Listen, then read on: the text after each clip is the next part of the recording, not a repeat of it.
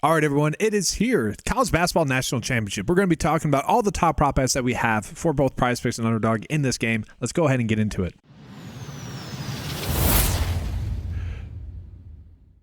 Now, guys, let's go ahead and get into a quick recap from the Final Four games. So a very good day yesterday for the Final Four games. And I said because some people are probably looking at the Johnny Broome barely miss, which is extremely tilting for people that had his exposure there on PrizePicks, where he had the over with 7 minutes to go. And then for the rest of the game, got minus 0.5 points to not his over on PrizePicks. But that brings up the point is like throughout the whole week, and I say whole week because we had prop bets available throughout the whole week. Johnny Broome for his over fantasy score on Underdog was the better bet. And that's really why I put that in there, just to call out that that was a good bet on Underdog. So solid day overall, and really the top prop bet that we had on the board the whole week. And I say this, it was insane, guys. I really do not understand why this wasn't a bet that wasn't on the popular tab. It is insane. Like, honestly, like it's mind numbing. Okay. People play so many bets just based off of the past 5 games, and like there's like people are placing like 50,000 people placing bets on just bad bets in the Final Four games. I'm like, what is going on? This is clearly a great bet. Okay, just across the board, average sportsbook line wise, underdog line, projection data wise, which I get some people aren't using the 9-to-5 projections for that, but all the other data points that are coming in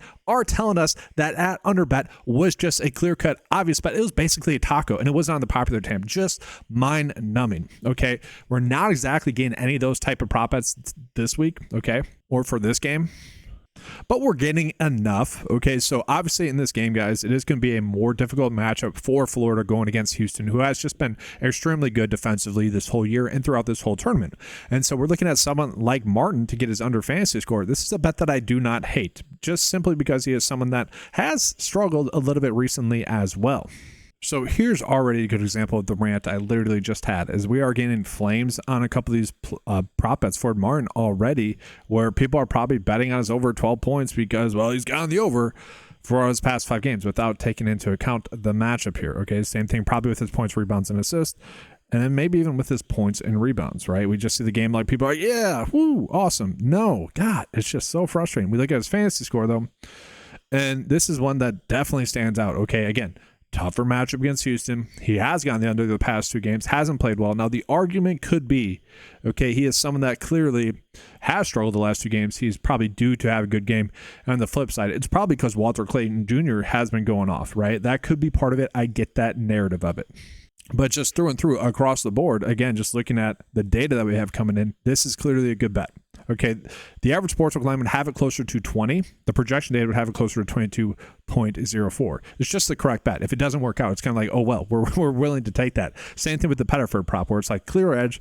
Now, we don't have the underdog line just yet for this, but again, we're kind of just okay with betting on this. If it misses, it was just the best bet. Now, after that, the board does get much more difficult because we're getting below that 54% threshold, that threshold of us chasing that long-term profitability, because now we're getting Will Richard at 53.4% for his under fantasy points to hit. But I don't mind the idea of really stacking all these Florida players for their under fantasy score prop bets. We did that with Duke. 2 out of the 3 ended up hitting. And so I will say, like with Thomas here, I am a little bit hesitant to get to this one. I just feel like he is in a better spot to get his over just with some rebounds. Houston, I don't want to say they're sloppy with the ball, but I do think there's going to be a couple of blocks opportunities in there, maybe like a lucky steal that falls into his hands as well. I think that is on the board for him. So if he does get the over, it wouldn't surprise me. But again, looking at the matchup, I think I am okay getting to the under, especially in a game stack where we are betting on the game to be lower scoring. And just speaking on that, guys, the over and under for this game is 141, which is a little bit higher for a couple of the Houston games that we've had recently. It is a 1-point spread in favor of Florida winning, so definitely a close game here. But if it's going to be a game in which we are attacking some of the unders, then yeah, Will Richard, I think, is going to be one that we like. Now, I will say these two correlate pretty heavily with just Walter Clayton Jr. just continuing to have that high usage rate like he has had the past 2 games. Like, that is why these 2 bets would be good bets. And in a weird way, once we get the Walter Clayton Jr. fantasy score prop bet, I think we maybe would be willing to bet the over. We're not getting that just yet. That's kind of the unfortunate side of things right now, is we're not getting all the prop bets just yet. Now, another bet that we are seeing popping up here for PrizePicks is an okay one of a 53% likelihood, Emmanuel Sharp to get under 14.5 points. Not a big edge, right? Again, typically speaking, if this was just a normal day, not a 1-game slate, I wouldn't even probably be calling this one out. but because it's a one-game slate, because it's the national championship, people want to get exposure to it. I get it. It's an okay bet. The projection data does like him to really crush the over, though. Okay, so a little bit of a weird balancing act. Honestly, if I was betting on a traditional sportsbook, I probably would be wanting to bet the over here for sharp. But it'll be a tight one, that's for sure. So probably just a bet that honestly I'm probably staying away from. Now, guys, we are going to shift into underdog real quick. We are not getting any fantasy score prop bets as I'm recording this video, unfortunately. Okay, so we might get those. Maybe I'll do a live stream tomorrow. Probably not, honestly, because it's the Masters week, and I'm doing a lot of Masters content on my Fantasy Golf, 9 to 5 Fantasy Golf YouTube channel. Full disclosure there. Maybe we will. That's why I'm coming out with this video a little bit earlier, because there's just a lot going on right now, guys. There's just some tools I want to update as well. Anyways, the best bet that we have here is Walter Clayton Jr. for under his points. I don't know. What do you guys think about that one? 19.5 points. It is a bet on underdog that I wouldn't hate, because just like I said with the prize picks bets, if those two do end up hitting, I think it's because Walter Clayton Jr. is continuing to have that high usage rate and another good game. Whereas vice versa, if he's struggling, those two will probably get their overs. So I don't really want to be pairing those three players necessarily together on the same site. So if we're betting on his underdog, I'm okay with that. But you guys are going to see pretty darn tight board on underdog as it currently sits. I don't think we need to get to any of those as it currently sits. Now, we could begin some better prop bets once the fantasy score lines are released, but no need to force it.